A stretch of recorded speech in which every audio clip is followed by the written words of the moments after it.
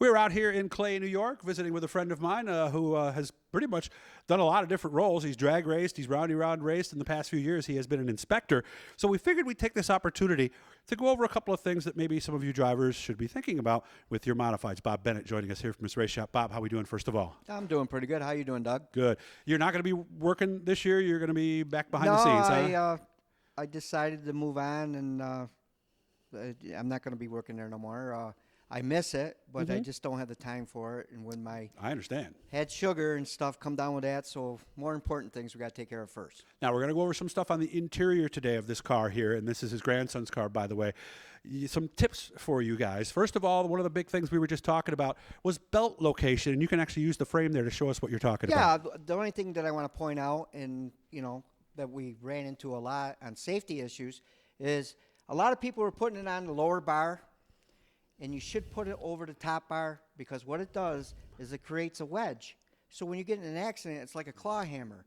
There's a big chance that you're going to get a neck injury or a spine injury. So you want to put it over to the top bar. And believe me, I've done it myself. Yeah. I've seen a lot of people that put it on the bottom bar, and it creates a wedge. Please put it over the top bar. It's a safety issue. And obviously, not being an inspector anymore, is that something that they would make you change on that first time they look at the car? Or would they just point it out, or maybe not even? We pointed it out and gave them 1 week to do it. Okay, so this is something we have to And fix. everybody was great about it. I mean, they understood it, and it worked out well. Okay, sticking with belts, I know you can't be running old belts. Well, it used to be 4 years. Now it's every 2 years.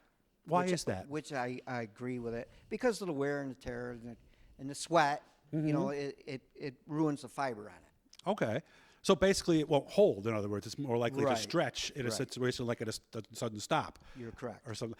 Well, I know you might not know this off the top of your head, but what's a set of belts go for roughly? Nothing we would hold you to, You of can buy course. a set of belts for $85. Oh, that's it? Yeah. Okay. And I've seen people working with those. They're not always so easy to mount, are they? No, they're a pain. Okay. Of course, there's no seat in there. Fire suppression system has been mandatory in modifieds. Last year it was suggested, I guess. Was that the wording they were using or something? Yes. But now it is, right? Yes, it's mandatory, and I agree with it, Doug. I really think it's a good idea for everybody. I think it was a good decision for them to do it. I've seen I've been in fires myself, and I think it's going to work out very well. I will tell you this: be careful with a pressure washer. I heard that. Because it will set them off. So what do you do then to try to prevent Well, you that? usually put tape over them. Oh, just put tape over the sensor? Right. Just take some duct tape and just put it over it and Okay. wash it. And obviously we need to do both sides, the front and back, correct? Absolutely. Is there any maintenance required on those? Nope. As long as the nozzles are clean, there's really nothing you can do about it. Okay. We just looked up because we were talking about helmets, and again, we're focusing this one on the interior part of the car. Now 2010 is still okay. 2015, I would think probably would want that especially if you were buying one now, wouldn't you? I'd like to see everybody go 15. What do you look at? Because I know a lot of times When I was inspecting, I would always look at the straps on it, make sure there was no cracks or that, vigilant, and I would always open the inside of the helmet and make sure that it was snell approved. Okay. Are there many that aren't? And there was a lot of them that weren't. Really? What are they, like snowmobile helmets or something like that? Snowmobile helmets. So those are not okay. What's the difference? The material and the snell. It's got to have that snell approved on it. Okay, all right. Staying in the driver's compartment at this point, one thing that you would think would be an automatic, but I guess I've heard it's not, is gloves. Yes, and you'd be surprised how many people that I see that go to your Advance Auto and buy mechanical gloves and race. It's not the way to go. You got to get fire resistant gloves. And believe me, it's for your benefit if something happens. Yeah, and like you said, you've been in that situation before. Yeah, I've been in a few fires. I got out of them pretty fast, too. And everybody tells me different things. Some people say you don't really have a chance to think while that's going on. Other people says it takes forever. What was it like for you? Just slow motion. It acted like slow motion at time in Can-Am when I got hurt. But believe me, burns are not fun. Of course, we had a situation like that at Brewerton last year. I can't think of his name in the sprint car right now. But boy, I saw him hit that belt the first time, and that did not come loose. No, he had a hard time getting out of that car. Yeah, fortunately, he was okay. So that is a big thing right there. What else do you look for? I mean, do you look at their suits and their shoes and things like that too? Usually the first day is what the tech inspectors do is they'll go through their helmets, their gloves. their suit. Make sure the suit's okay. Like, what do you mean by looking okay? for tornus Okay. or, holes in it or whatever, and as far as the suit. Again, it's safety. Safety is number one, guys. And believe me, it's so important. And a lot of people just look the other way, and it's not the way to go. Safety comes first, racing comes second. So a And that's little what you tear gotta in a do. suit, would you give them a week? Usually, I don't know. Because again, Bob is no longer an inspector. It depends. Right. I'm no longer an inspector.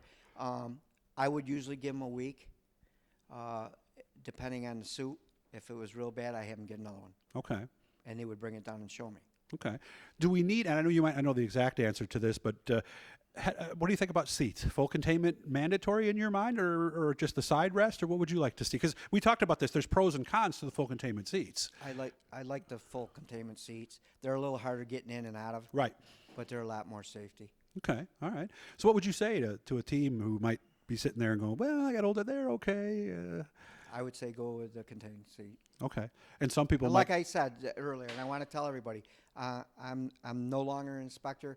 I'm just saying this for a safety issue, and like I said, if I can help somebody, that's what I'm here for.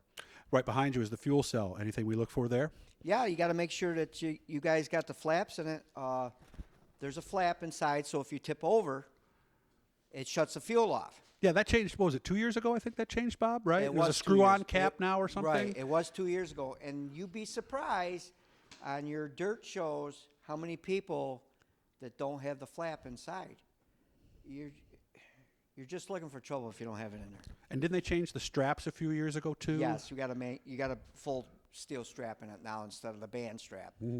But believe me, you need that. You need that flap in there. If you run without it, you're taking a big chance. Is that what happened with Vern Lefebvre? It was the check ball that got caught up or something There was like a check that, ball, Bob? from what I hear, there was a check ball in it, but it did not work. Sometimes they'll rust up and stuff, and it won't go to the tube. But from what I heard, that's what happened at Vern Lefebvre. So what would, like for somebody who just bought a car and maybe they don't know the person and they don't know much about it, how do they know what to look for? Well, they need to learn the proper way to do it and make sure that the flap's either in it or the check ball's working. It's not hard. You pull the front, you pull all the bolts out, you pull the top up, you tip it over, and see if it works. See if it's free. That makes sense. That's what right you gotta there. Okay. Best way to measure fuel? Still using those sticks the best way? We Or still use the sticks.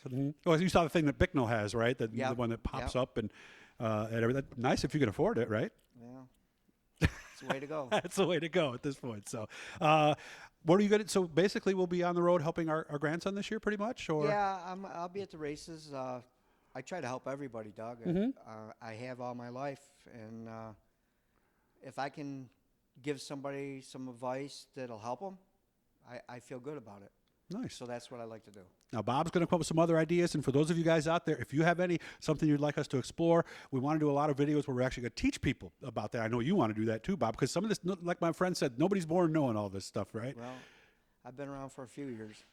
Just a few, right? Yeah. Good to see you, Bob. You take care of yourself. I'll see you at the track. Thank you, Doug.